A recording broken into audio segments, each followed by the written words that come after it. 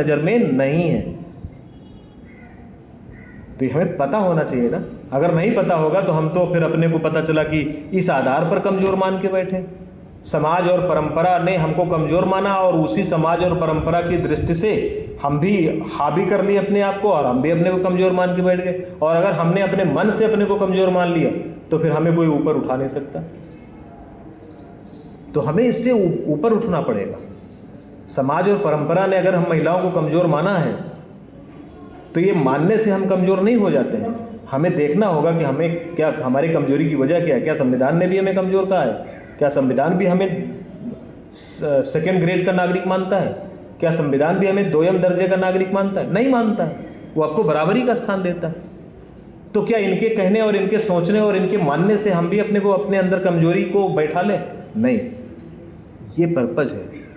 लिंग संवेदनशीलता, gender sensitivity, right to information, सूचना का अधिकार, यानी सरकार से सूचना पाने का अधिकार अनुच्छेद 19(1) के तहत ये संशोधन हुआ 2005 में, आर्टिकल 19(1) के तहत, जिसमें विचार एवं अभिव्यक्ति की स्वतंत्रता है, मौलिक अधिकार। उसी में 2005 के अंतर्गत भारत सरकार के द्वारा कानून बनाया गया सूचना का अधिकार।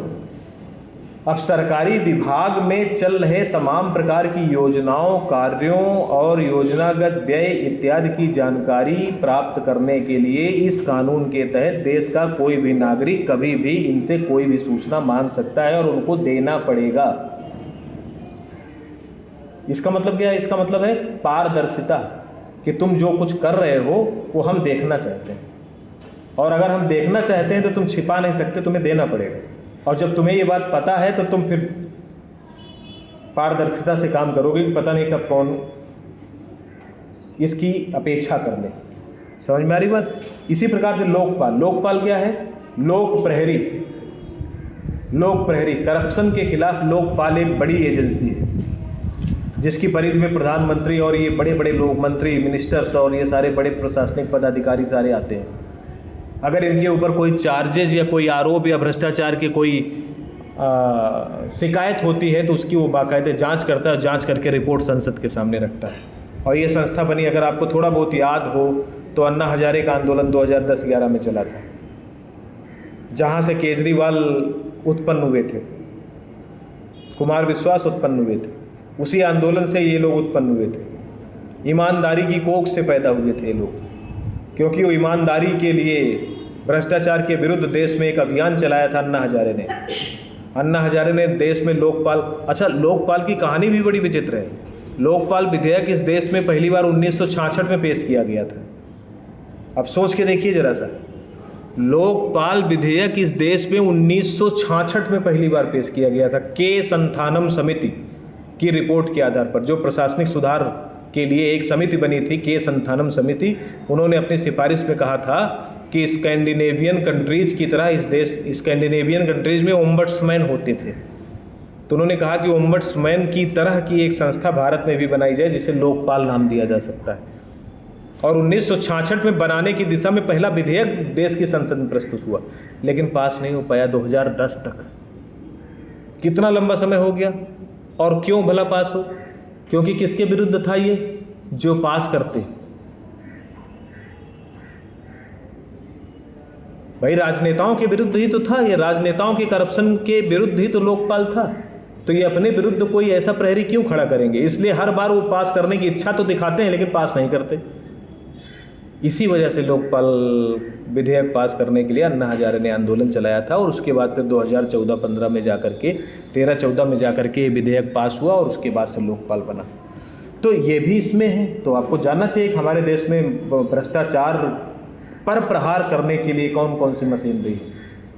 जैसे केंद्रीय सतर्कता आयोग है, केंद्रीय अन्वेषण ब्यूरो है, CBI है, लोकपाल है। इस प्रकार की जो संस्थाएं हैं, ये इनकी क्या शक्तियां हैं, क्या अधिकार हैं, क्या पावर हैं, कैसे ये काम करती हैं, हमारा इनसे क्या संबंध है, क्या हम इनसे कोई शिकायत कर सकते हैं क्या, ये सारी चीज़ें हैं। अधिकार और कर्तव्य के भी संबंधों का परीक्षण। तो आपके अधिकार तो हैं, लेकिन अधिकार के साथ साथ क्या आपके कुछ कर्तव्य भी हैं कि नहीं, ये बड़ा महत्वपूर्ण पहलू है। तो इस पर हम चर्चा करेंगे बहुत विस्तार से आगे चल करके, ठीक है। राष्ट्र और राज्य पर प्रकाश डालते हुए राष्ट्र निर्माण की चुनौतियों का मूल्यांकन कीजिए। राष्ट्र और राज्य, ये दो शब्द हैं। और आमतौर पे हम क्या समझते हैं कि दोनों एक ही है, लेकिन यहाँ लिखा क्या गया, राष्ट्र और राज्य पर प्रकाश डालते हुए राष्ट्र निर्माण की चुनौतियों का मूल्यांकन कीजिए। तो इसका मतलब राष्ट्र और राज्य दो अलग अलग संकल्पनाएं हैं, और राष्ट्र निर्माण जैसी कोई संकल्पना है, और उसके सामने क्या चुनौतियां हैं और उसका मूल्यांकन हमें करना है। तो राष्ट्र निर्माण क्या है, राष्ट्र क्या है, राज्य क्या है, इनके बीच जो भी अंतर है वो अंतर क्या है, इनको हम कैसे भिन्न दृष्टि से देखें, ये सारी चीज़ें, तो ये बहुत महत्वपूर्ण चीज़ है। इस पर एक लेक्चर भी हमारा है, कभी हम शेयर कर देंगे, आप लोग उसको देख लीजिएगा। फिर साइबर सुरक्षा के लिए किए गए विभिन्न प्रावधान, जैसे भारत में IT एक्ट 2000 बहुत पहले, आज से 25 साल पहले बन गया था, और उसके बाद में उस पर, और आप तो देख रहे हो ना आए दिन कितना साइबर सिक्योरिटी के क्षेत्र में, साइबर क्राइम के क्षेत्र में कितना फ्रॉड हो रहा है। अब तो डिजिटल अरेस्ट होने लगा है, और लोग सोच नहीं सकते, ऐसे ऐसे तरीके अपनाते हैं वो उनको कैप्चर करने के, और उनके फाइनेंस या उनका जो भी बचत है उस पर वो अपना डाका डालने के लिए कि वो जो है उनका अकाउंट साफ कर देते हैं, और विभिन्न प्रकार से मैसेज डाल करके, मेल डाल करके, कुछ गलत लिंक डाल करके, लिंक पर क्लिक करते ही आपका डेटा पूरा चला गया, क्लोन आपका चला गया, आपके ATM का क्लोन उनके पास चला गया। कितने तरीके हैं, तो ये सारी चीज़ें भी चल रही हैं।